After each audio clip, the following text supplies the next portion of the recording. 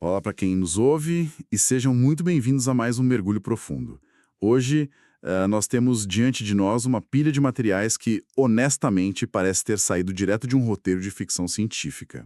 Mas a parte mais impressionante é que estamos falando de pura matemática, né? Matemática, engenharia e código real. Exatamente. A nossa mesa hoje está cheia de documentos técnicos, olha, extremamente rigorosos. Temos logs de testes que foram executados em código Python, em máquinas virtuais Linux. Temos gráficos complexos de redes neuromórficas e alguns manifestos muito incisivos sobre um novo sistema operacional chamado Phoenix. Uhum. E a nossa missão de hoje é fascinante. Nós vamos desvendar como um debate filosófico centenário entre Albert Einstein e Henri Bergson se transformou na prática na chave exata para uma revolução absoluta na robótica moderna. É uma mudança de paradigma. Total. Nós vamos descobrir o que acontece com a tecnologia quando a gente ensina as máquinas não apenas a, medir e calcular o tempo, mas a de fato durar dentro dele. E a grande provocação que surge logo nas primeiras páginas desses documentos, o conceito que realmente vira tudo de cabeça para baixo no mundo da engenharia é o seguinte: e se nós conseguimos provar, matematicamente e em código funcional, que apagar a memória de um robô não apaga o passado dele? Nossa, ok, vamos desempacotar isso porque a premissa por si só já dá um nó na cabeça de qualquer um. Haha, com certeza dá. Para entender a magnitude dessa mudança que o Phoenix propõe, a gente precisa primeiro olhar para como as coisas funcionam hoje nas bases da nossa tecnologia. A computação clássica e a robótica que vemos por aí operam baseadas no que a gente pode chamar de tempo de Einstein. Que é um tempo fatiado, né? Isso é um tempo que funciona como um cronômetro perfeito. Ele é fatiado em milissegundos estáticos, medido pelos clocks dos processadores. Imagina a seguinte cena, para quem está ouvindo, se um robô industrial está tentando pegar um copo e a ação dá errado, o que o sistema faz? Ele aciona um reset. Ele aciona um reset. Ele volta ao estado exato milissegundos antes do erro, recalcula as probabilidades num banco de dados e tenta de novo. Literalmente como se nada tivesse acontecido. Uhum. Nesse paradigma, o passado é só um arquivo de log, sabe? Um registro passivo que pode ser apagado, ignorado ou reescrito. O tempo, para essas máquinas, é apenas uma coordenada no espaço. E se conectarmos isso ao cenário maior, é exatamente aí que entra a ruptura proposta por Henri Bergson. Certo. Bergson foi um filósofo brilhante que debateu publicamente com Einstein lá no início do século XX. E ele defendeu o que chamou de duração. Para ele, o tempo vivido no mundo real, o tempo biológico e existencial, não é fatiável. E, acima de tudo, não é reversível. Não dá para dar um Ctrl Z na vida real. Exato. O passado não desaparece simplesmente porque paramos de olhar para ele ou porque limpamos um cache. O passado pesa sobre o presente e inclina o futuro de uma forma estrutural e totalmente reversível. Mas durante mais de um século, a engenharia e a física meio que descartaram isso, né? Totalmente. Achavam que era poesia ou apenas uma abstração filosófica. E até faz sentido, porque o tempo estático de Einstein era infinitamente mais útil e fácil de usar para construir pontes, sincronizar satélites e programar os primeiros computadores. Ninguém fazia ideia de como aplicar Bergson na engenharia prática. Até agora. E é isso que grita nas páginas dos nossos materiais de hoje. O sistema operacional Phoenix, que, vale ressaltar, já está protegido por 4 patentes registradas no INPI, conseguiu engenheirar esse conceito filosófico super denso em código puro e real. É impressionante ver isso rodando. Sim. Os testes executados em ambientes Linux e Ubuntu, que nós temos aqui detalhados linha por linha, mostram isso acontecendo até mesmo em ambientes que são notoriamente hostis a fluxos contínuos. Com a linguagem Python. Python, exato, e ambientes estritamente binários. Eles provaram que a duração não é mais um debate teórico de mesa de bar de físicos. Agora é uma propriedade operacional reprodutível. O tempo deixou de ser um mero cronômetro e virou matéria-prima do funcionamento da máquina. A prova mais irrefutável de que isso não é só teoria está naquilo que os documentos chamam de paradoxo do reset. Para nossa audiência que gosta de visualizar os dados, imagina um experimento muito rigoroso descrito nos nossos papéis, onde temos 2 sistemas submetidos exatamente ao mesmo evento histórico e logo em seguida ao mesmo reset técnico. Sim, eu tô olhando para esse gráfico agora mesmo. Nos bastidores, pelo que li nos logs, eles chamam isso de o gráfico impossível. Nome muito apropriado. É fascinante. Temos 2 linhas. O sistema A é o modelo clássico, o robô tradicional sem duração. Após o evento, ele sofre um reset e a linha azul dele volta exatamente para o zero e continua plana. Ele volta a ser perfeitamente como era antes. Mas aí temos o sistema B operando sobre o Phoenix, com essa tal de duração. Ele passa pelo mesmíssimo reset, idêntico, recebe os mesmos comandos para zerar, mas a linha laranja dele... Ela começa a divergir. Exatamente, ela não fica plana, ela sobe numa curva exponencial. É o mesmo reset, enviado da mesma forma, mas entregando futuros completamente diferentes. O que nos leva diretamente a uma das perguntas centrais desse debate. Se 2 sistemas são resetados rigorosamente para o mesmo estado operacional, mas continuam produzindo futuros diferentes, o que exatamente foi resetado e o que claramente não foi? Pois é. E onde essa diferença vive no sistema se ela não está mais no estado atual da máquina? Lendo os documentos, a resposta técnica me pareceu brilhante na sua simplicidade, mas eu queria que a gente aprofundasse. Explica pra gente essa diferença entre estado e operador. Com prazer. O que foi resetado ali foi apenas o estado do sistema. O estado é o retrato momentâneo, os valores das variáveis naquele milissegundo exato, o disparo instantâneo dos neurônios artificiais. Pensa nisso como uma fotografia de onde as peças estão no tabuleiro. Duração.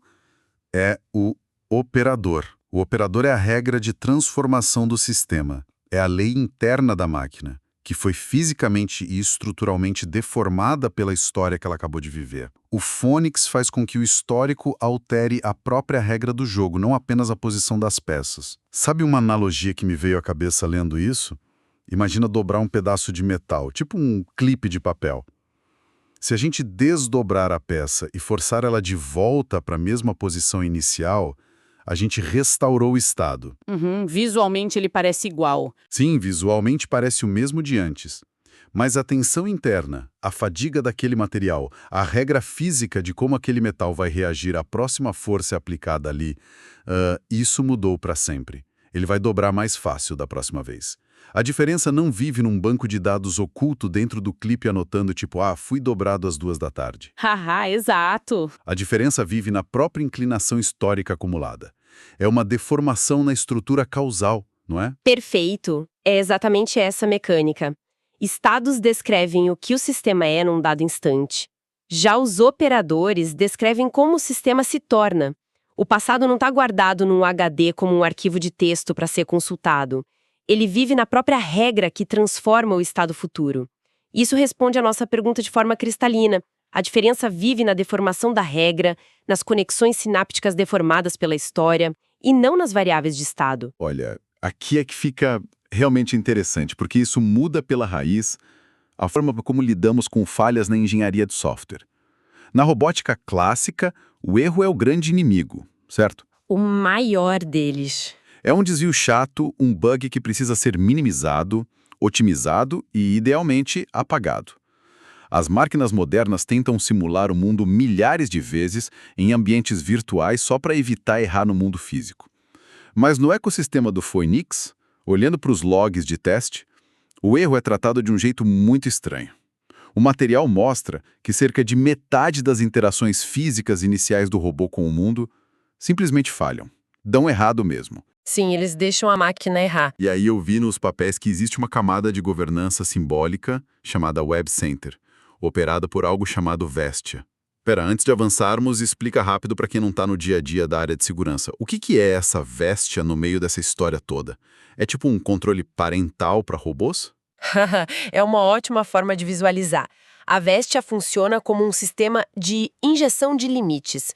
Uma governança que serve apenas para impedir tragédias estruturais irreversíveis no mundo real. Tragédias tipo o quê? Por exemplo, impedir que o robô tome a decisão de manusear armas, usar objetos cortantes perigosos ou se jogar de um penhasco. Mas o detalhe crucial é que essa governança atua estritamente por injeção e modulação de limites negativos. Ela diz aqui não ou por esse caminho você não vai. Entendi. Porém, ela nunca apaga o erro do histórico da máquina. Ela permite que a máquina erre e absorva o impacto desse erro, desde que não seja letal. Isso nos joga para a segunda grande pergunta desse debate. Se um erro deixa marcas que continuam influenciando o comportamento da máquina, mesmo depois de um reset, em que sentido ainda faz sentido chamar isso de erro a ser corrigido? O que é fascinante aqui é que filosoficamente e matematicamente não faz mais sentido chamar de erro. A arquitetura do Phoenix eleva essa falha a um conceito técnico chamado ECA, que significa erro como condição de aprendizado. ECA. Isso. Pensa bem, um erro que não deixa marcas no sistema, que é simplesmente resetado e esquecido, não ensina absolutamente nada. Ele é só um desperdício de tempo e energia. Pois é. Mas se ele deixa cicatrizes irreversíveis, mudando os gradientes e os limiares de expressividade dos neurônios artificiais do robô, ele transcende a categoria de erro. Ele passa a ser parte do próprio funcionamento. Ele se torna uma condição ontológica para que a máquina aprenda a existir no mundo. Lendo os papéis, eu esbarrei num termo genial que explica isso. Decisão por inviabilidade. Achei o nome incrível, mas confesso que precisei reler os testes do Ubuntu para entender na prática. A máquina operando com Phoenix não senta, processa e escolhe o que fazer com base num cálculo probabilístico otimizado, né? Não, de forma alguma. Ela não olha para um cardápio de opções e fala, olha, a opção C tem 90% de chance de acerto. A ação correta emerge organicamente porque os erros do passado daquela máquina foram fechando as outras portas. O erro vira a própria fronteira do labirinto. A máquina toma o caminho certo porque a história que ela acumulou tornou todas as outras trajetórias fisicamente e estruturalmente inviáveis. É um nível de elegância no design que impressiona.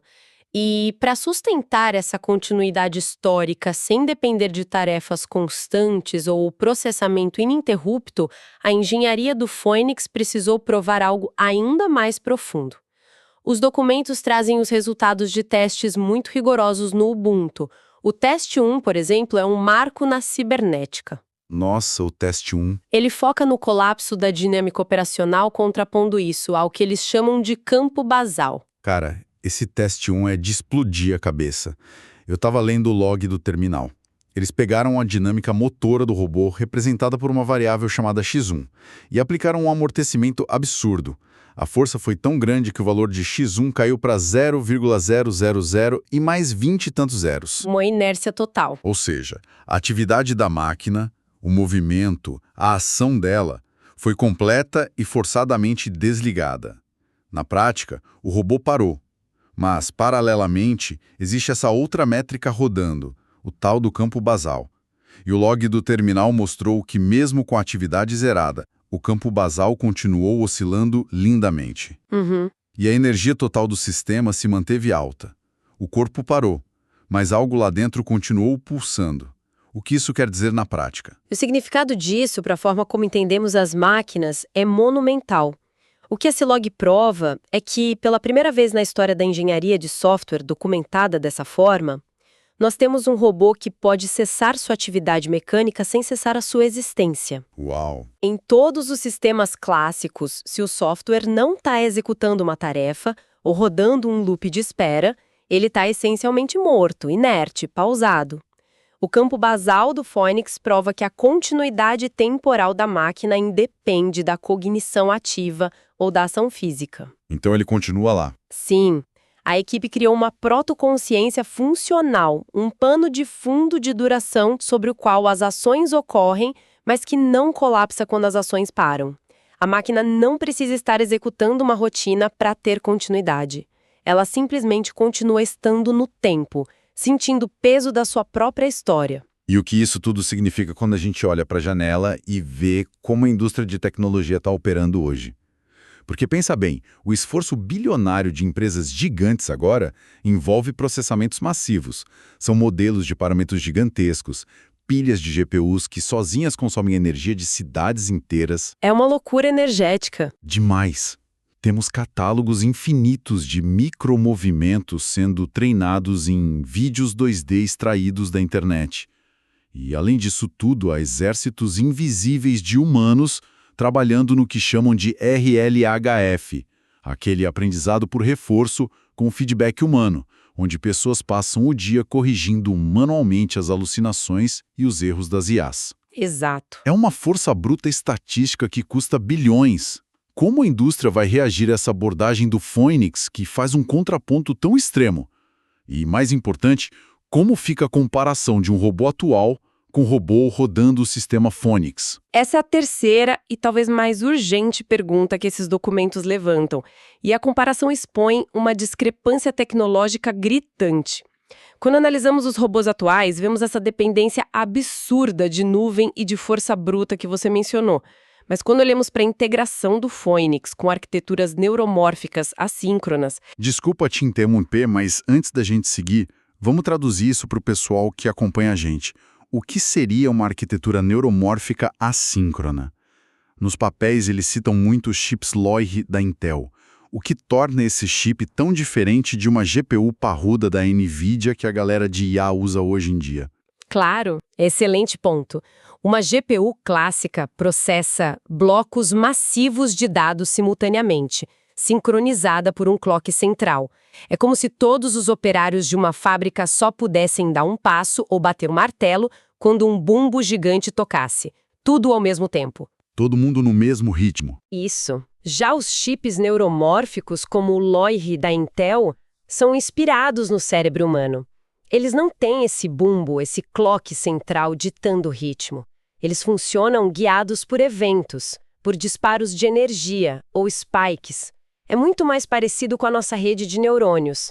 Se uma parte da rede não precisa processar nada, ela simplesmente não dispara, ela descansa. Ah, entendi. É totalmente assíncrono.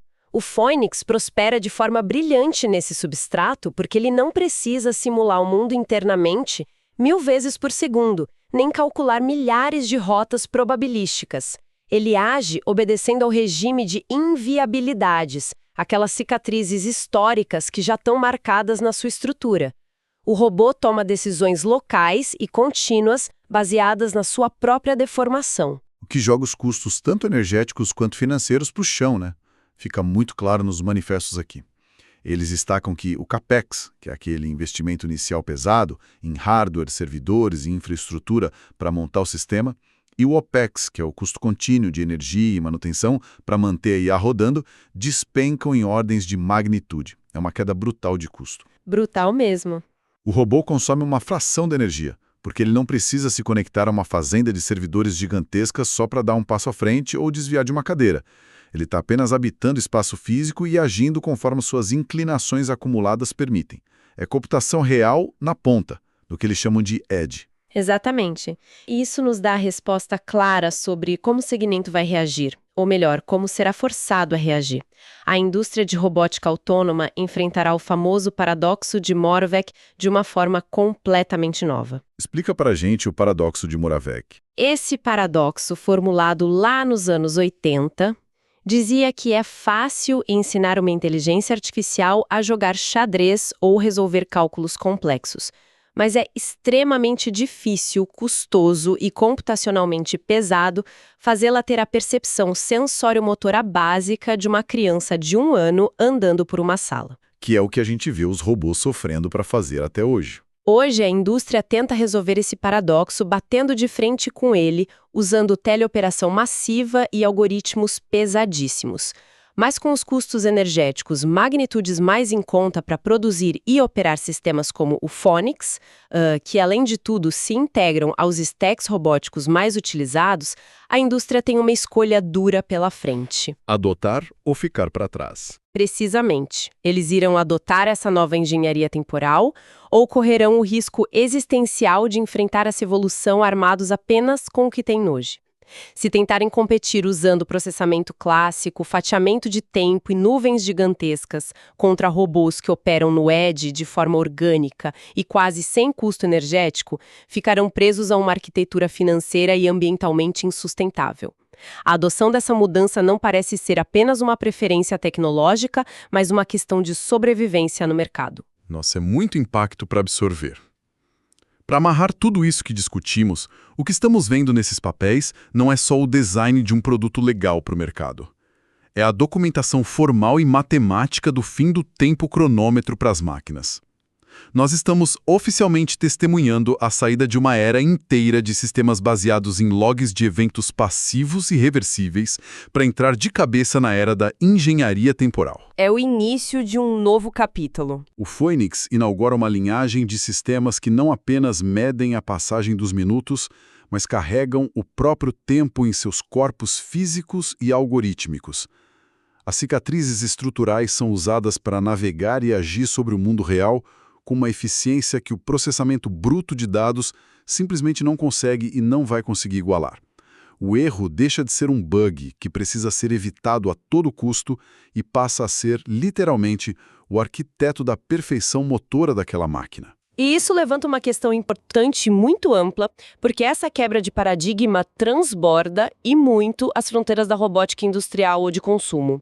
Se agora você tem a capacidade provada de criar sistemas computacionais que carregam história, que se recusam a ser resetados para apagar traumas operacionais e que adaptam suas próprias regras de transformação através dessa duração, as aplicações pelo mundo se expandem drasticamente. Para onde, por exemplo? Se conectarmos isso ao cenário maior, estamos falando do potencial para redes elétricas inteligentes, de infraestruturas críticas de cidades inteiras e de sistemas logísticos globais que também poderiam passar a operar sob esse mesmo princípio de antifragilidade estrutural.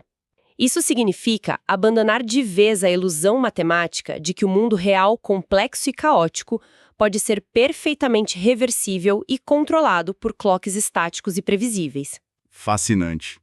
E para deixar quem nos ouve com algo realmente provocativo para pensar, antes de encerrarmos a análise de hoje, eu quero voltar para a nossa pilha de papéis e apontar para os dados do teste 4. Lá nos logs, esse teste foi batizado de fusão controlada. Esse teste é de arrepiar. Até aqui, nós conversamos sobre como o sistema pode existir, falhar, aprender e acumular cicatrizes na sua própria regra de operação individual. Mas os testes no Linux provaram matematicamente que é perfeitamente possível fundir o histórico de um robô com outro robô, desde que eles possuam a mesma versão base do sistema operacional. Para nossa audiência, pense nas implicações disso. É uma transferência de vivência. Imagina que uma máquina transfere a deformação profunda do seu operador, transferindo seus traumas de navegação, as suas vitórias motoras, todas as suas cicatrizes históricas acumuladas para uma outra máquina novinha em folha, recém-saída da linha de montagem da fábrica. A máquina nova, que nunca andou, passa a possuir instintos práticos, propensões físicas e um passado que o seu próprio corpo de metal novinho nunca viveu. O corpo é novo, mas a alma temporal é antiga. Exato. A provocação que fica para quem está nos ouvindo explorar e tentar imaginar é a seguinte: quando as máquinas começarem a herdar vivências mecânicas, traumas e deformações históricas de suas semelhantes, através dessa fusão de software estrutural contínua, onde terminará a identidade individual daquele robô e onde começará o inconsciente coletivo da própria linha de produção. É uma quebra conceitual absolutamente fascinante. E assustadora na mesma medida. Muito obrigado a todos que nos acompanharam nessa jornada densa e maravilhosa pelos papéis de hoje. Continuem sempre questionando as fundações daquilo que chamamos de tecnologia, porque, como nós vimos aqui de forma muito clara, as maiores revoluções começam justamente quando decidimos mudar a lente pela qual olhamos para as regras mais básicas do universo, como o próprio tempo. Um grande abraço e até a próxima.